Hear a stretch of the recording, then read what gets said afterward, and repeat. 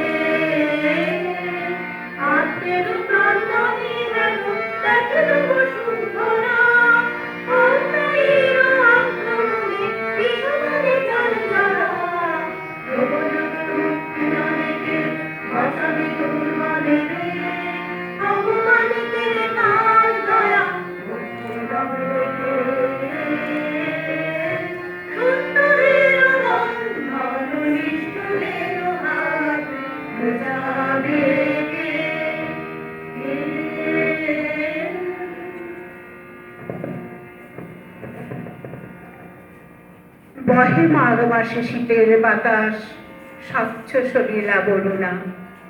পুরী হতে দূরে গ্রামের জলে শিলাময় ঘাট চম্পক বনে স্নানে চলেছেন শত সখী জনে কাশী মহিষী করুণা। সে পথ সে ঘাট আজিয়ে প্রভাতে জনহীন রাজ শাসনে। নিকটে যে কটি আছিল কুটির ছেড়ে গেছে লোক, তাই নদীটির স্তব্ধ গভীর কেবল পাখির পূজন উঠেছে কাননে।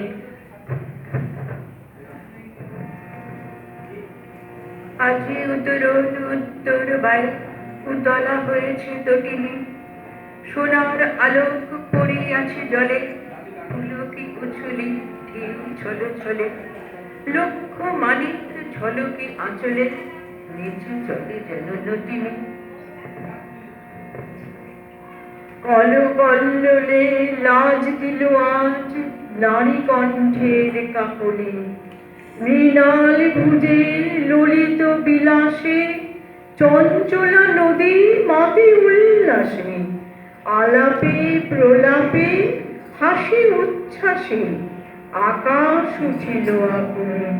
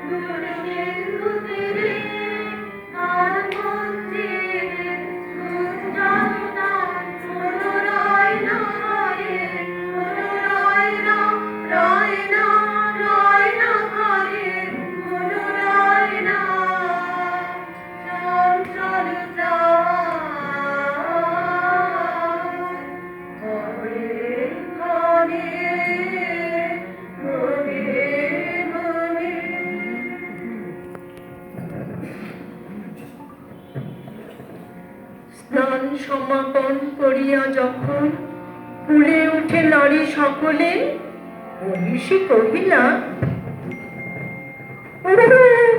শীতে ভরে সকল শরীর উঠিছে শিহরে, জেলে যে আগুন ওর সহচরে শীত নিবারিব অনলে। সখী দল সবে উড়াইতে উড়া চলিল কুসুম কাননে, কৌতুক রসে পাগল পরাণে শাখা ধরে সবে করে টানাটানি, সহসা সবারে ডাক দিয়া রানী, কহে সহাস্য আননে, ওলো তোরা আয়, ওই দেখা যায় কুটির তাহার অদূরে, ওই ঘরে তোরা লাগাবি অনল, তপ্ত করিব করপদতল। এত বলি রানী খুশিয়া উঠিল মধুরে, কহিল মালতী সকরুণ বাণী।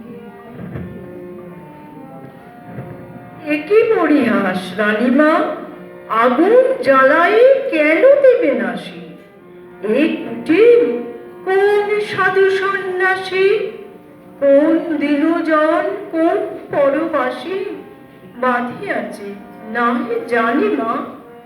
রানী কহে রোষে, দূর করি দাও এই দিন ব্যামীরে, অতি দুর্দম কৌতুক রত যৌবন মদের নিষ্ঠুর যত, যুবতীরা মিলে পাগলের মতো আগুন লাগালো কুটিরে। ঘনঘোর ধূম ঘুরিয়া ঘুরিয়া ফুলিয়া ফুলিয়া উড়িল, দেখিতে দেখিতে হুহুকারে ঝলকে ঝলকে উল্কাও গাড়ি, শত শত লোল জিহ্বা প্রসারে বললে আকাশ জুড়িল। পাতাল ফুরিয়া উঠিল যেন রে জ্বালা মই যত নাগিনী, ফনা না চাইয়া অম্বর পানে মাতিয়া উঠিল গর্জন গানে, প্রলয় মত্ত রমণীর কানে বাজিল দীপক রজনী।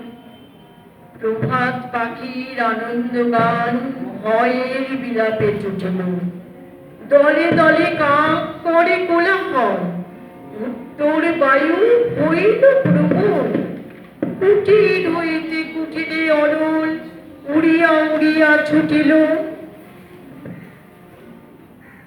ছোট গ্রাম খানি লেহিয়া লইল প্রলয় লোলুপ রসনা, জলহীন পথে মাগে প্রভাতে প্রমোদ ক্লান্ত শত সুখে সাথে ফিরে গেল রানী বলয় হাতে দীপ্ত অরুণ বসনা।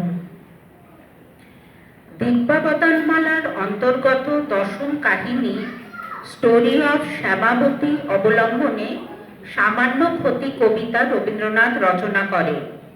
মূল কাহিনীটি অতি দীর্ঘ, প্রথমাংশের সঙ্গে কবিতাটির কোনো মিল নেই। প্রাসঙ্গিক অংশটি হল, রাজা উদয়ন ভগবানের কাছে তাঁর ৫০০ স্ত্রীর ইতিহাস জানতে চাইলে ভগবান বলেন, পূর্বে কাশীর রাজা ব্রহ্মদত্তের ৫০০ স্ত্রী ছিল। একদিন মহিষীরা আমোদ প্রমোদের জন্য এক উদ্যানে গিয়েছিলেন। নিকটবর্তী নদীতে স্নান করার পর শৈত্য বোধ হলে প্রবীণা মহিষী তীরবর্তী একটি কুটির দেখে তাতে অগ্নিসংযোগ করতে বললেন এবং অন্যান্য মহিষীরাও তাকে সমর্থন করলেন। আগুন লাগানো হলো। কুটিরটি ছিল এক ঋষির। তিনি কুটির থেকে বেরিয়ে আকাশে উঠে মহিষীদের আশীর্বাদ করলেন তারা যেন তাদের এই পাপের জন্য শাস্তি পায়, কিন্তু পরে যেন পরম জ্ঞান লাভ করে। প্রচারধর্মী এক জাতক কাহিনীকে রবীন্দ্রনাথ মানবধর্মী কবিতায় রূপান্তরিত করেছেন। কথাকাব্য সামান্য ক্ষতিসহ ২৪টি কবিতা নিয়ে ১৪ই জানুয়ারি ১৯০০ সালে প্রকাশিত হয়। পরে যুগ্মভাবে কথা ও কাহিনী বহুল মুদ্রণের সৌভাগ্য অর্জন করে। রবীন্দ্রনাথের রচনায় সমসাময়িক ঘটনার অভিঘাত পড়েছে বহুল পরিমাণে। শতাব্দীর সূর্য আজি রক্ত মেঘ মাঝে অস্ত গেল, হিংসা উৎসবে আজি বাজে অস্ত্রে অস্ত্রে মরণের উন্মাদ রাগিনী ভয়ঙ্করী। দয়াহীন সভ্যতা নাগিনী তুলেছে কুটিল ফনা চক্ষের নিমেষে, গুপ্ত বিষদন্ত তার ভরি তীব্র বিষে। স্বার্থে স্বার্থে বেঁধেছে সংঘাত, লোভে লোভে জটেছে সংগ্রাম, প্রলয় মন্থন ক্ষোভে ভদ্রবেশী বর্বরতা উঠিয়াছে জাগি পঙ্খ সজ্জা। লজ্জা শরম ত্যাগী জাতি প্রেম নাম ধরে প্রচন্ড অন্যায় ধর্মের ভাসাতে চাহে বলের বন্যায়। কবিদল চিৎকার ইচ্ছে জাগাইয়া ভীতি, শ্মশান কুকুরদের কাড়াকাড়ি গীতি। কারণ এই সময় দক্ষিণ আফ্রিকায় ইংরেজরা ভোরদের দেশ আক্রমণ করে যুদ্ধে প্রবৃত্ত হয়েছে। বঙ্গদর্শনে সমাজভেদ নামে লিখছেন, সম্প্রতি ইউরোপে এই অন্য বিদ্বেষ সভ্যতা শান্তিকে কলুষিত করিয়া তুলিয়াছে, বোয়ার পল্লীতে আগুন লাগিয়াছে, চীনে পাশবতা লজ্জাবরণ পরিত্যাগ করিয়াছে এবং ধর্মপ্রচারকগণ নিষ্ঠার উক্তিকে ধর্ম উৎপীড়িত হইয়া উঠিতেছে। চারিদিকেই দেখছেন স্বার্থে স্বার্থে বেঁধেছে সংঘাত।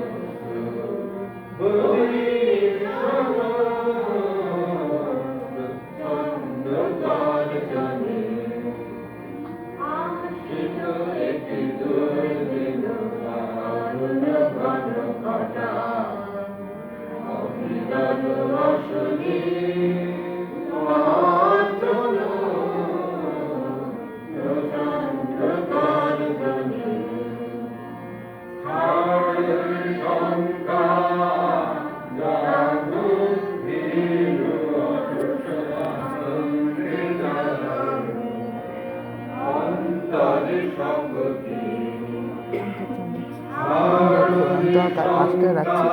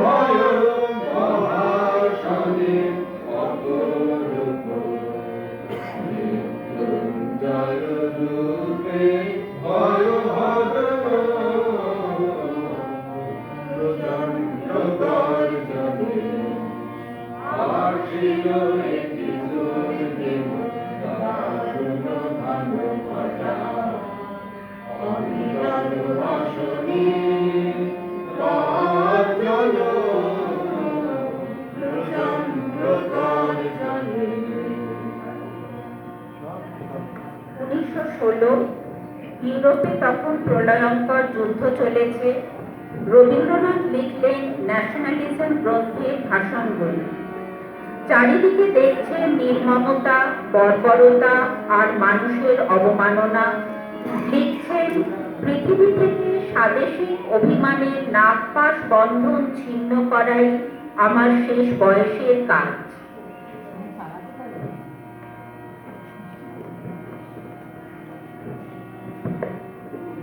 হিটলার মুসোলিনির অত্যাচার নিষ্ঠুরতা তাকে আঘাত করেছিল গভীরভাবে, কিন্তু মনে বিশ্বাস ছিল এই অবস্থা চিরস্থায়ী নয়। সামান্য প্রতি কবিতায় কাশিরাজ তাই রানীকে শাস্তি দিলেন। তখন সভায় বিচার আসনে বসিয়াছিলেন ভূপতি। গৃহহীন প্রজা দলে দলে আসে, দ্বিধাকম্পিত গদগদ ভাসে, নিবেদিল দুঃখ সংকোচে ত্রাসে, চরণে করিয়া বিনতি। সভাসন ছাড়ি উঠি গেল রাজা, রক্তিম মুখ স্মরণে। অকালে পড়ছিলা রানীর আগাম, কহিলা মহিষী, একই ব্যবহার। গৃহ জ্বালাইলে অভাগা প্রজা, বলো কোন রাজধর্মে? রুশিয়া কহিলা রাজার মহিষী, গৃহবাহ তারে কি বোধে? গেছে কুটি কত জীর্ণ কুটি, কতটুকু ক্ষতি হয়েছে প্রাণী, কত ধর যায় রাজমহিষী এক প্রহরের প্রমোদে। কহিলেন রাজা উদ্যত রোষ, রুদিয়াদিত্য হৃদয়ে, যতদিন তুমি আছো রাজরানী, দিনের কুটিরে দিনের কি হানি? বুঝিতে দাঁড়িবে জানি তাহা জানি, বুঝাবো তোমারে হৃদয়ে। রাজার দেশে কিং করি আসি, ভূষণ ফেলিল পুরিয়া। অরুণ বরণ অম্বর খানি, নির্মম করে খুলে দিল টানি। ভিখারি নারী চিরবাসানি, দিল রানী দেহে তুলিয়া।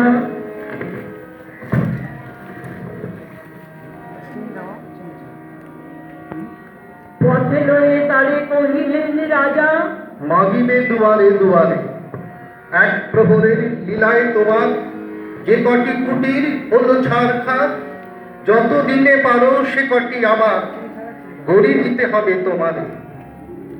বৎসর কাল দিলেন সময়, তারপরে ফিরে আসিয়া সবাই দাঁড়ায় করিয়া প্রণতি, সবার সম্মুখে জানাবে যুবতী, হয়েছে জগতে কতটুকু ক্ষতি, জীর্ণ কুটির রাশিয়া।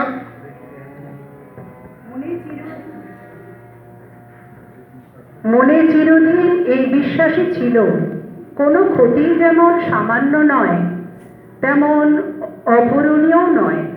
পূর্ণ করতে চাই প্রেম, প্রীতি, ভালোবাসা ও ক্ষমা। হিংসা